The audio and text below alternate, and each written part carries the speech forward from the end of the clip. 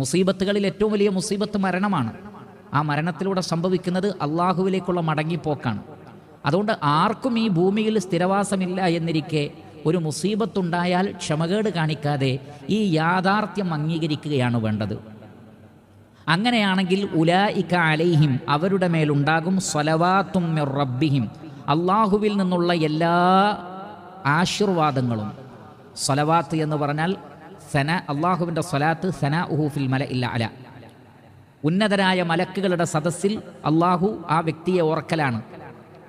അതേപോലെ തന്നെ അള്ളാഹുവിൻ്റെ എല്ലാ നിലക്കുമുള്ള അനുഗ്രഹങ്ങളാണ്, നിഅമത്തുകളാണ്. വറഹ്മ, അള്ളാഹുവിൻ്റെ കാരുണ്യവും ഉണ്ടാകും. വ ഉലൈക ഹുമുൽ മുഹ്തദൂൻ, അവരാകുന്നു സന്മാർഗികളും. അവർക്ക് അള്ളാഹു ഹിദായത്ത് വർദ്ധിപ്പിച്ചു കൊടുക്കും. അപ്പോൾ എന്തൊരു മുസീബത്ത് വന്നാലും നാം ഇത് പറയണം, ഇന്നാ ലില്ലാഹി വ ഇന്നാ ഇലൈഹി റാജിഊൻ. എന്നാൽ പലർക്കുമുള്ള ഈ വിഷയത്തിലുള്ള ഒരു തെറ്റിദ്ധാരണ, മരണവാർത്ത കേട്ടാൽ മാത്രം പറയേണ്ടതാണ് ഇത് എന്നാണ്. അല്ലാഹു സുബ്ഹാനഹു വ തആല അങ്ങനെ പറഞ്ഞിട്ടില്ല. മറിച്ച് ഈ ആയത്തിൻ്റെ തൊട്ടു മുമ്പ്, മരണത്തിന് അറബിയിൽ മുസീബത്ത് എന്ന് പറയും, ശരിയാണ്. പക്ഷേ ഈ ആയത്തിൻ്റെ തൊട്ടു മുമ്പുള്ള ആയത്തിൽ മരണം മാത്രമല്ല പറഞ്ഞത്, മറിച്ച് ഖൗഫ്, ജൂഅ്, അതേപോലെ ഒരുപാട് പരീക്ഷണങ്ങൾ പറഞ്ഞിട്ടുണ്ട്. ഈ പരീക്ഷണങ്ങളെക്കുറിച്ചാണ് പറഞ്ഞത്.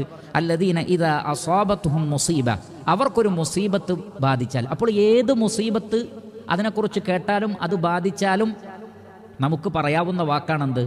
ഇന്നാ ലില്ലാഹ്, നാം എല്ലാവരും അള്ളാഹുവിൻ്റെ അടിമകളാണ്, അള്ളാഹുവിനുള്ളവരാണ്. വ ഇന്നാ ഇലൈഹി റാജിഊൻ, നാം എല്ലാവരും അള്ളാഹുവിലേക്ക് മടങ്ങിപ്പോവേണ്ടവരുമാണ്.